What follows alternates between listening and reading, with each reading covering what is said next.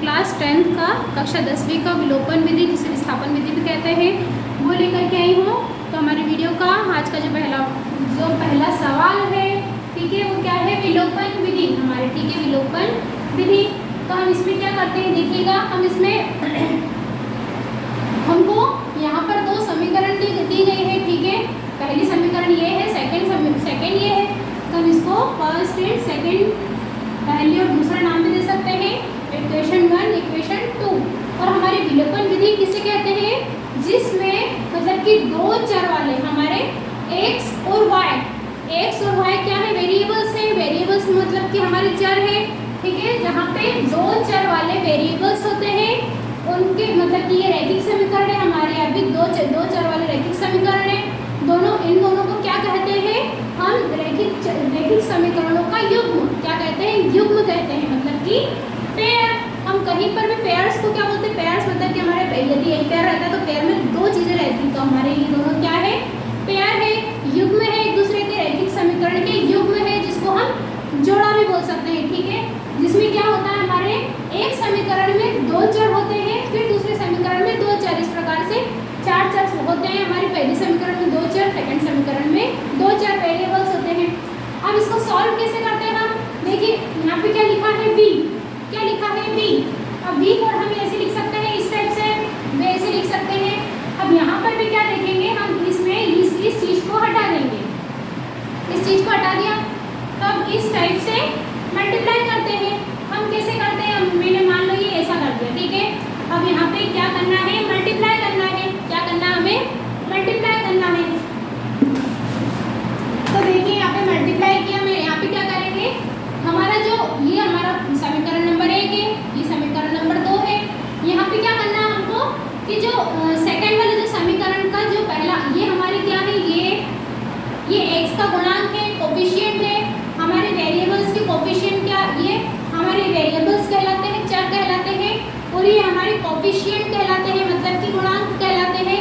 तो हमारा x का गुणांक या कोफिशिएंट क्या है, 2 है, यहाँ पे y का 3 है, पर हमको आगे के दो मतलब कि चरों के साथ में जो गुणांक है उनसे मतलब है हमको। तो क्या करेंगे हम, पहले समीकरण में नीचे वाले जो समीकरण है उसके x चर का जो क्या है गुणांक है उसका मल्टीप्लाई हम ऊपर वाली समीकरण में करेंगे, मतलब कि x का गुणांक क्या है यहाँ पे 2, तो इसका गुणा हम पहली इक्वेशन में करेंगे, ठीक है।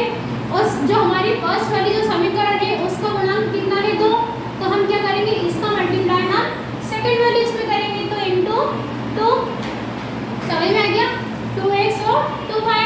तो हम देखेंगे इसमें अब मल्टीप्लाई करना चालू कर दो, यहाँ पर 2 का 2 में, तो हमारी इक्वेशन बनेगी 2 2 जा 4x प्लस 3 2 जा 6y, ठीक है, फिर 6 2 जा 12, ठीक है। नेक्स्ट है हमारा 2 2 जा 4x, ठीक है, प्लस का साइन है प्लस, फिर 2 2 जा 4y, ठीक है, 4y, फिर इक्वल टू 4 2 जा 8, ठीक है। ये हमारी इक्वेशन मल्टीप्लाई करने के बाद, गुणा करने के बाद बनी हमारी इक्वेशन, ठीक है।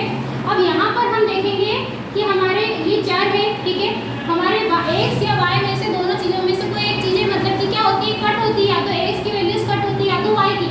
पर वो कट कब होगी, वो मतलब कि कब कटेगी, जब हमारे कोफिशिएंट जो होंगे ऊपर वाली समीकरण और नीचे वाली समीकरण में भी कैसे होंगे, समान होंगे, गुणांक कैसे होंगे, समान होंगे।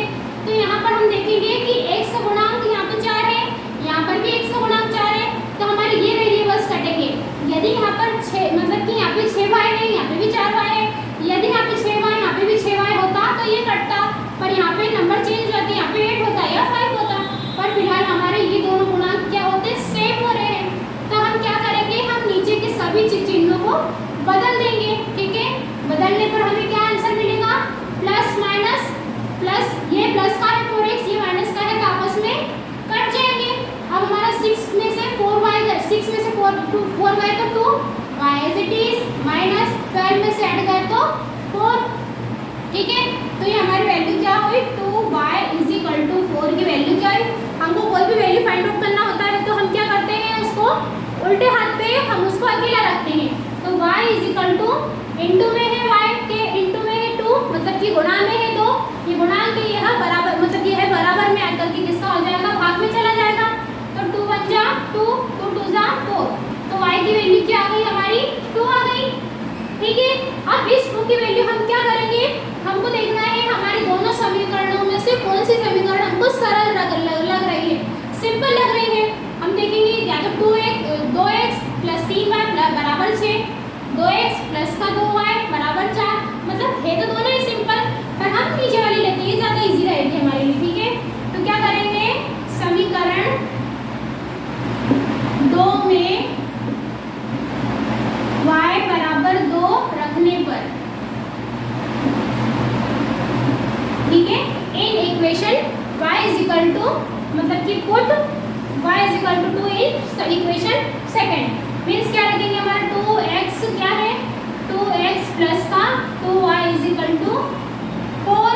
ठीक है, ये हमारी दूसरी वाली समीकरण है, इसमें y की वैल्यू क्या है हमारी 2 है, तो 2x वैसे का वैसे ही, y की वैल्यू हमारे पास 2 है, तो 2 × y = 4, तो 2x as it is plus 2 का y में करेंगे तो 2y, सॉरी 2y की वैल्यू हमारी 2 है, सॉरी है ना, तो 2 × 2 = 4 हो गया। ठीक है, 2 × 2 = 4, फिर 4, अब हमारा क्या करें 2, अब यहाँ पे देखो प्लस का है, यहाँ पे प्लस का है, यदि हम बराबर के उधर ले जाएंगे तो माइनस का प्लस माइनस होते तो हमारे कट जाते हैं एक जैसे होते तो मैं इसको डायरेक्ट ही काट रही हूँ। ठीक है, तो 2x = 0, तो x की वैल्यू यहाँ पे लिख रही हूँ मैं, 2x = 0 हुआ, तो x के गुणांक में है 2, बराबर के उधर जाके डिवाइड का हो जाएगा, भाग में चला जाएगा।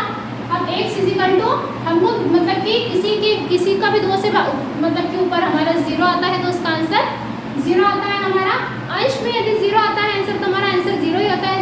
ठीक है, लेकिन यदि हर में 0 आता है तो उसकी कोई वैल्यू ही नहीं होती, मतलब वो इन्फिनेटिव कहलाता है। ठीक है, तो हमारे यहाँ पर x की वैल्यू 0 आई है और y की वैल्यू 2 आई है। ठीक है, तो गाइस आज की मेरी वीडियो आपको अच्छी लगी हो तो प्लीज़ जल्दी जल्दी लाइक शेयर सब्सक्राइब करें प्लीज़, और मुझे लाइक बहुत कम मिलते हैं तो प्लीज़ आप कोशिश करिएगा, यदि मेरी वीडियो आपको अच्छी लगती हो तो प्लीज़ आप लाइक करें शेयर करें सब्सक्राइब करें। Have a good day.